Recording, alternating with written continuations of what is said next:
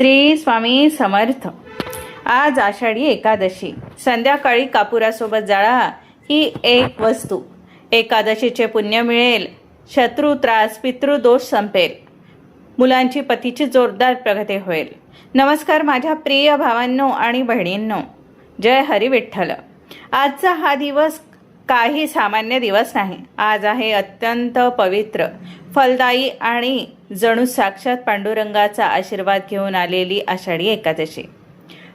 पण मला सांगा, तुमच्या आयुष्यात असा कोणता त्रास आहे का जो निघून जायचं नावच घेत नाही? भरपूर मेहनत करूनही घरात पैसा टिकत नाही, वारंवार आजारपण येत आहे, किंवा कोणीतरी गुप्त शत्रू तुमच्या सुखाला नजर लावत आहे.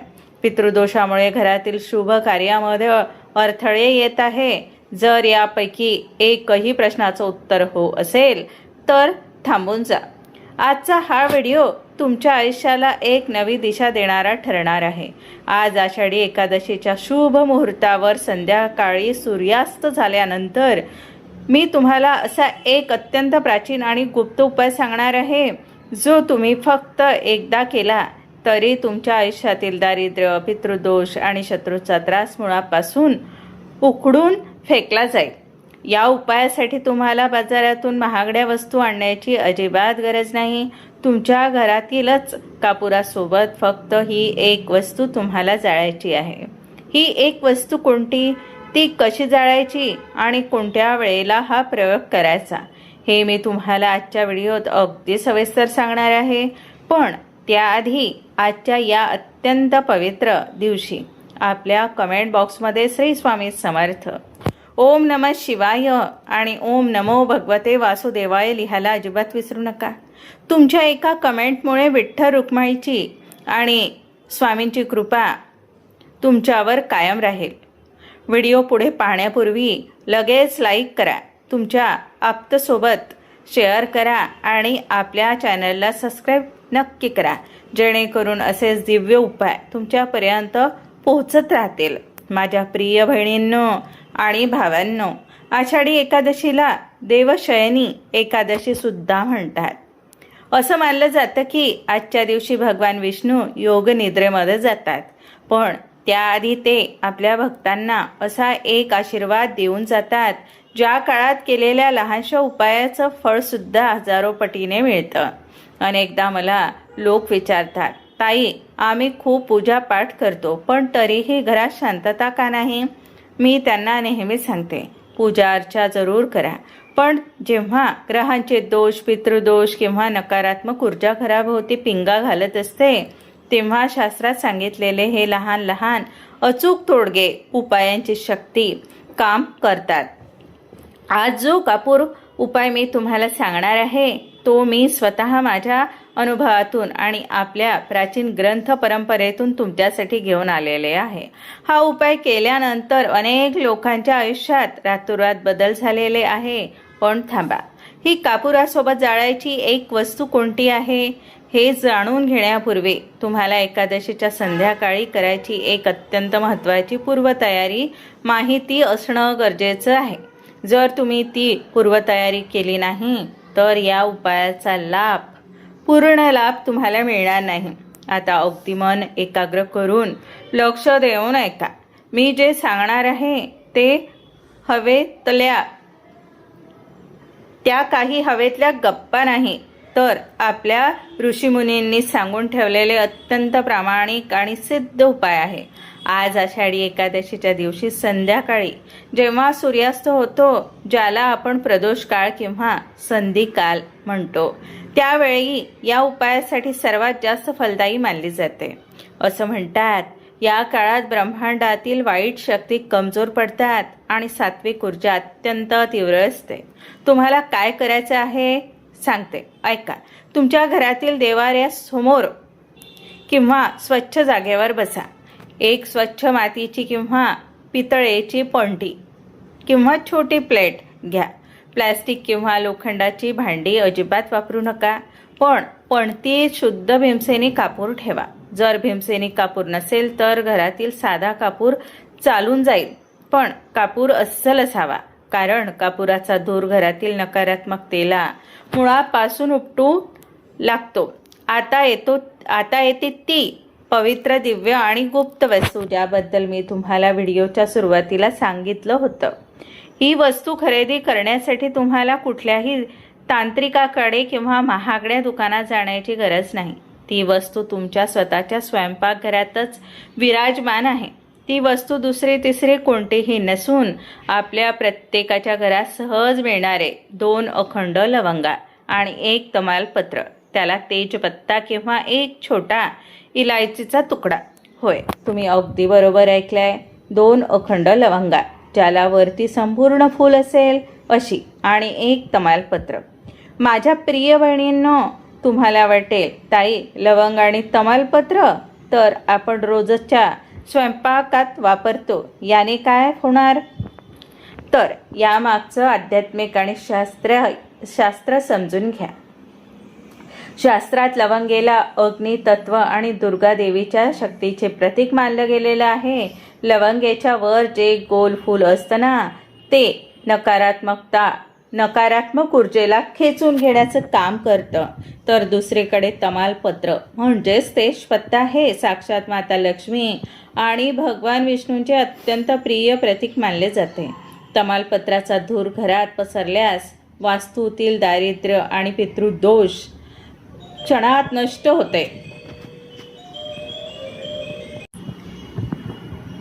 जेव्हा तुम्ही आषाढी एकादशीच्या पवित्र संध्याकाळी कापुरासोबत या 2 लवंगा आणि 1 तमालपत्र पेटवता, तेव्हा त्यातून निघणारा सुगंध आणि धूर तुमच्या घरातील सर्व कोपरे स्वच्छ करतो. जर कोणाची तुमच्या घरावर किंवा प्रगतीवर वाईट नजर असेल, कोणता गुप्त शत्रू त्रास देत असेल किंवा पितृदोषामुळे घरात सतत आजारपण किंवा पैशाची चणचण भासत असेल, तर हा धूर त्या सर्व अडथळ्यांना अग्नी जाळून भस्म करतो.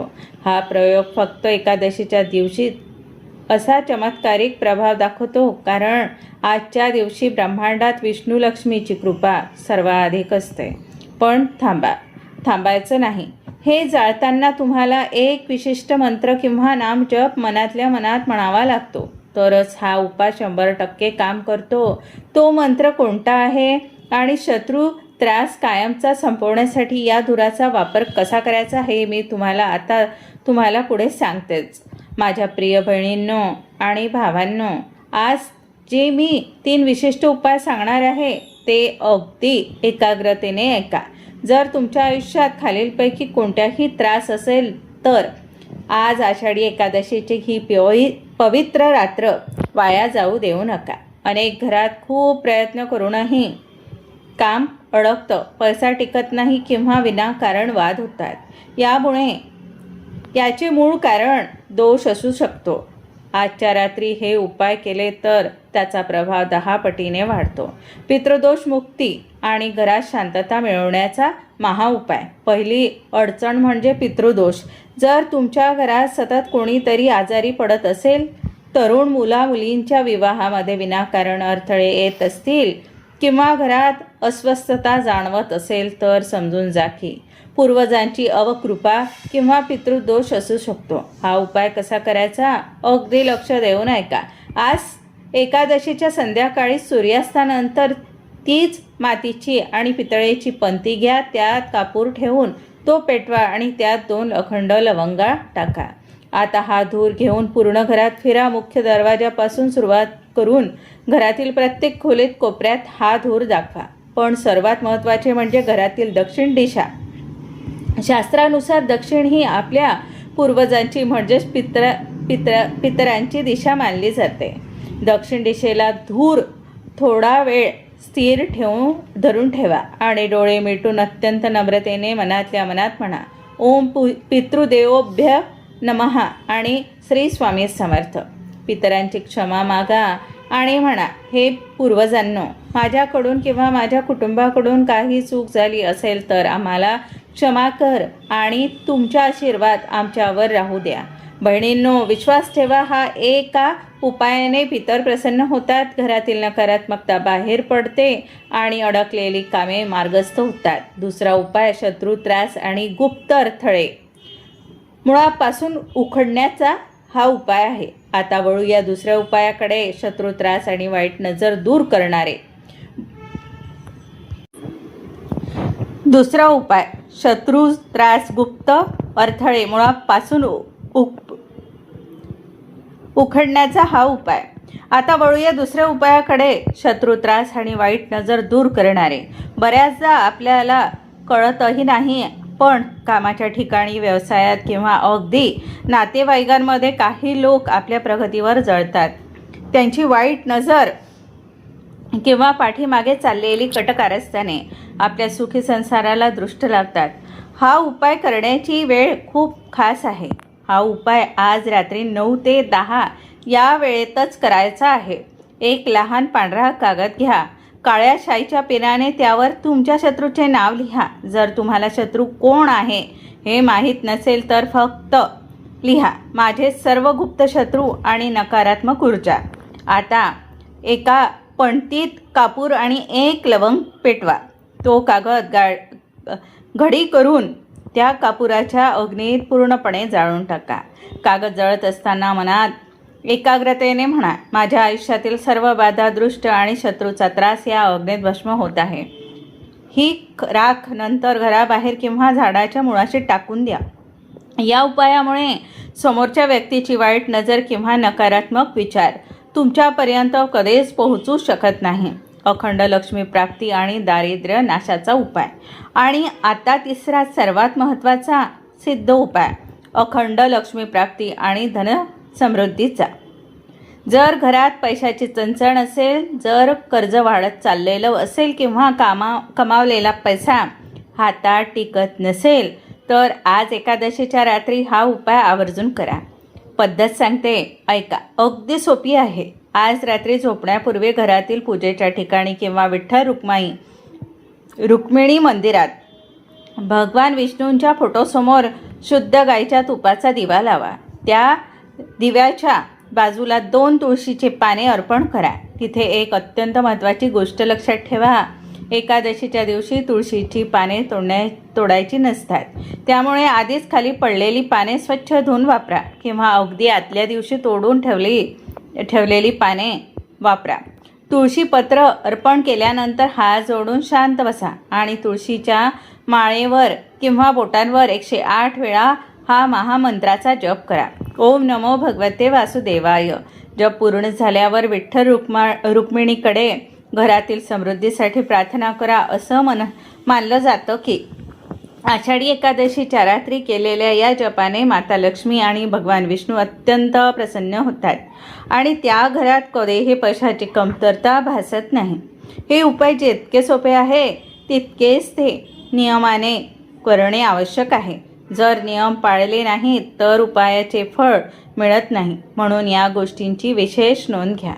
पवित्रता. हा उपाय करताना मनाने मन आणि शरीर स्वच्छ असावे. संध्याकाळी हातपाय धुवूनच पूजास्थानी बसावे.